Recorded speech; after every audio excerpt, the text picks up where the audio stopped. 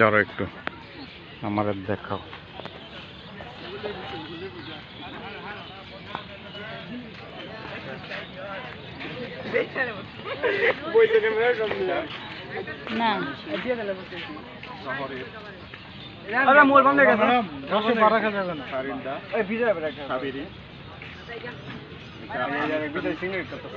উদ্বোধন এখন হয় নাই, অপেক্ষায় আছে।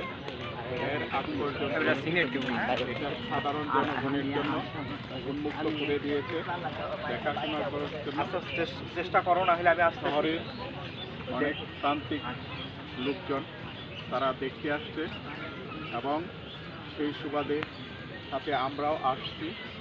এই শহরে কষ্টার্জিত সময়টুকু, ক্লান্তির সময়টুকু একটু বিনোদনের কারণে এটা একটা সুন্দর মনোরম পরিবেশ, সেই পরিবেশটাকে আমরা উপভোগ করার জন্য সুন্দর একটা রিসোর্ট গঠন করেছে সারিন্দার সাবেরির প্রতিষ্ঠাতা যারা আছেন, মানে যারা বিনিয়োগ করছেন, সবাইকে ধন্যবাদ জানাইছি, যাতে এই সুন্দর একটা রিসোর্স করার জন্য এটা ময়মনসিংহের জন্য একটা বড় বিনোদনের উপভোগ্য অবস্থান হবে, সেই আশা ব্যক্ত করছি। ধন্যবাদ সবাইকে।